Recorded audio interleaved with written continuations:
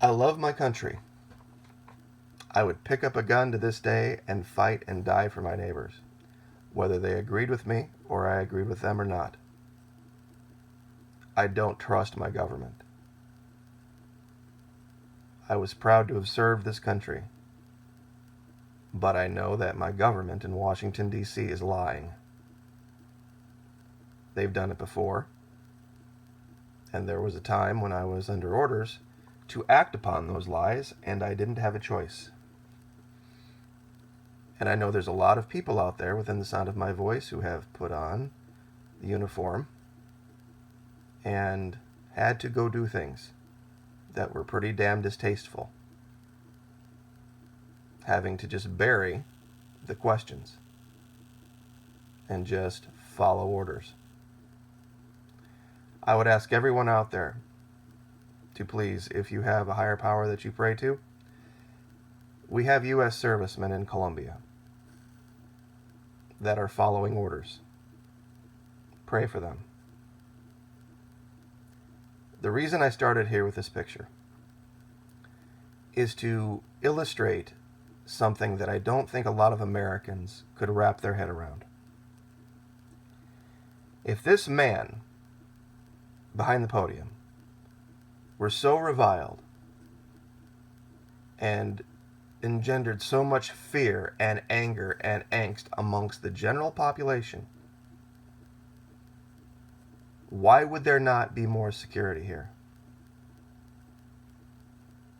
I mean, you can see some guys standing to his right, 2 or 3, and a couple off to his left. But you don't see anybody holding rifles.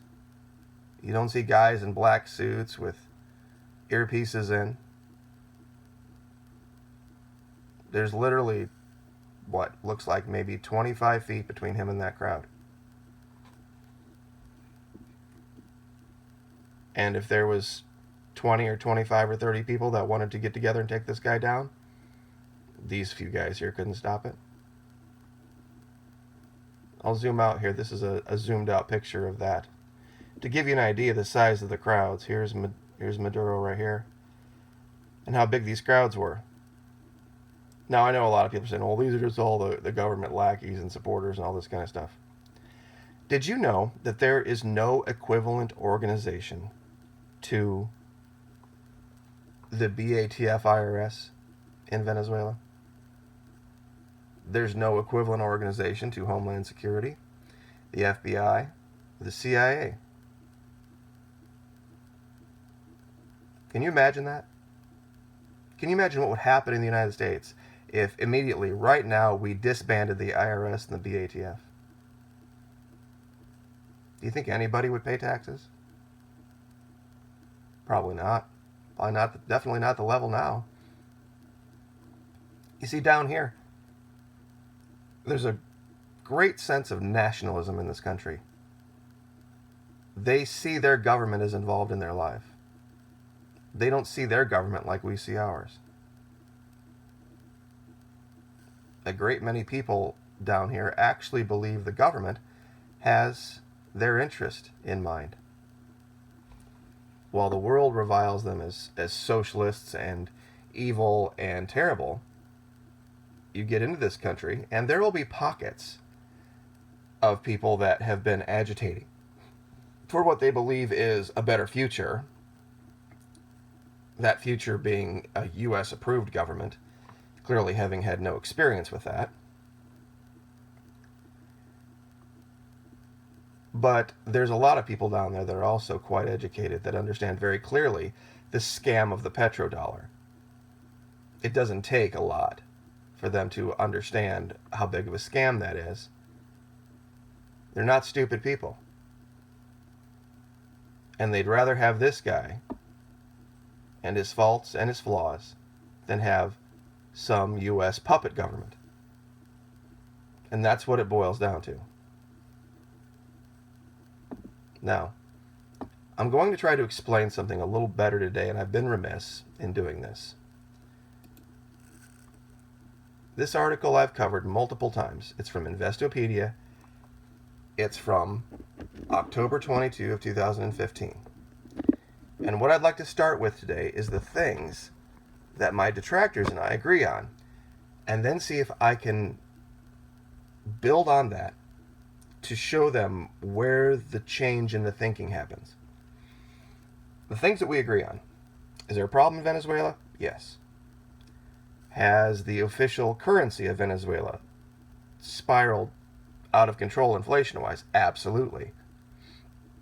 Is the bolivar the only way things get done in Venezuela? No. There are hundreds and hundreds of communes. They stood up local currencies, and they've used the barter system. And while there are areas of Venezuela where there is food shortages and there are people that are going without and people have died because of this, it's not the entire country. And while this is where things kind of go apart, the reason this all fell apart happened in 2014. It didn't happen in 1999 when Chavez took over. In fact, 1999 through 2013, all the way through our 2008 financial crisis, this country had no problem. You would have thought if there was mismanagement of any kind, it would have been reflected down here, and there wasn't. In fact, the leader came out and basically accused George Bush of being a socialist when he decided to basically use the U.S. government to bail out the banks, which is basically socialism. So, the problem that happened in this country happened in 2014. Venezuela is one of the founding members of OPEC. It is a country of 31 million people. It has 18 million taxpayers. Of all of the countries in OPEC, it is probably the most diverse as far as exports go. Period. So you can't say this country just could magically decide, okay, now we're just going to, export this other thing now and be diverse, and that diversity would somehow fix this. Or there was some kind of management tool that could have been used. The price of oil artificially cratered. The U.S. engineered a giant cratering of the price of oil. Now, you would have to then ask, well, why would the U.S. have done that? In 1975, the U.S. was banned. Personally, we passed a law banning the export of oil because of the crisis. We had oil companies in this country that knew they could get a better price for their oil elsewhere and would have sold it to other countries. And the government said, no, oil company, you can't do that. We need it here in this country because we have gas lines and gas shortages. So in 1975, believe it or not, we passed this law. Very, very socialist thing to do. Now, I know a lot of people are going to yell about Carter and all this kind of stuff. But that ban stayed in place all the way up until 2015. Now, here was the problem. OPEC controls the supply and the price of oil. When you have a certain supply and a certain demand, you have to maintain it very, very carefully so that you don't oversupply or undersupply, so that the price stays somewhere where people can kind of predict where it's going to go. Well, in 2015, this giant producer of oil was going to enter the export market.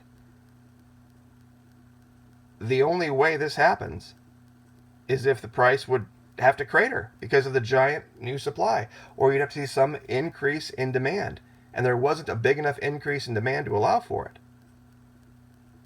Other countries would have had to cut their production to allow for the U.S. to enter in just to maintain price, and they weren't going to do that. So what happened?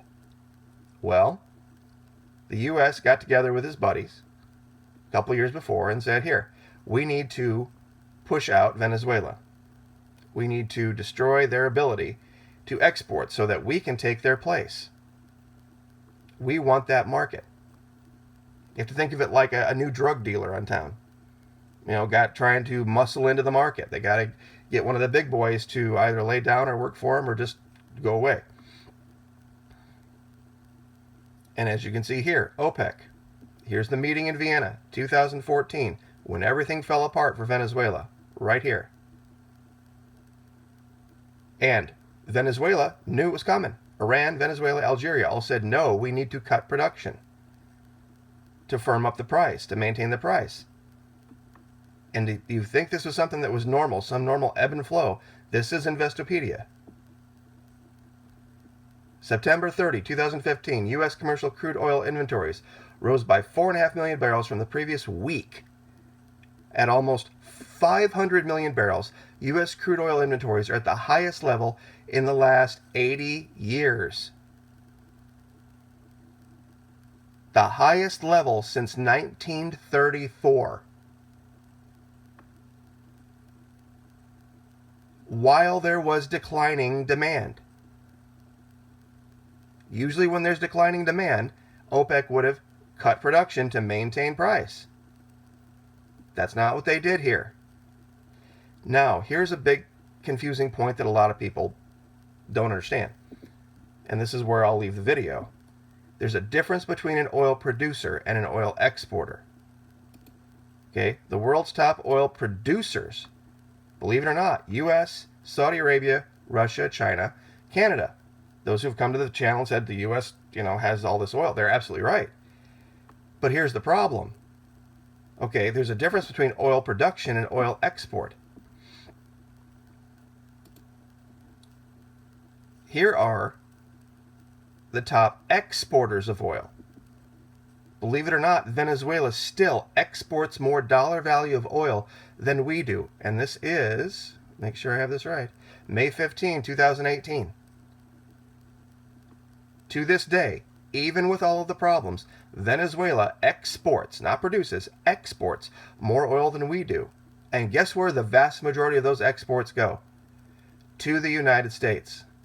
Now, here is the thing that will absolutely prove my point. I want you to read this. See if I can zoom out so I can get the whole thing. There we go. Only 2 of the above top 15 exporters increased the value of their crude oil shipments from 2013 to 2017.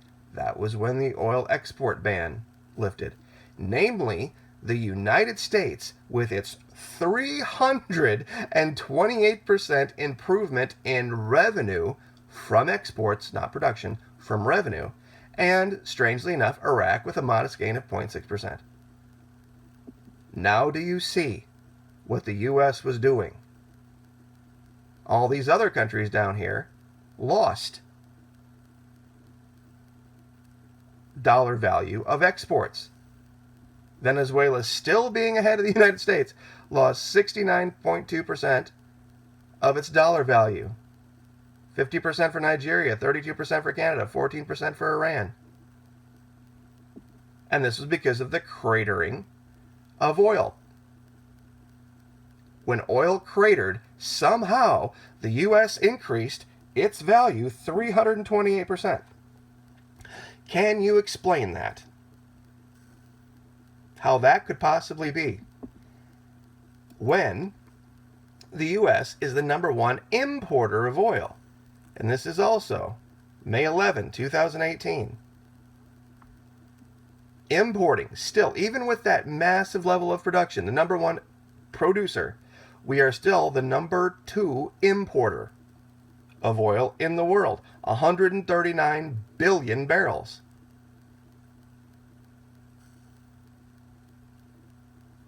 So this is the thing I'm trying to explain to people. This was engineered, this was created, this was a takedown of what at the time was the #3 oil producer in the world.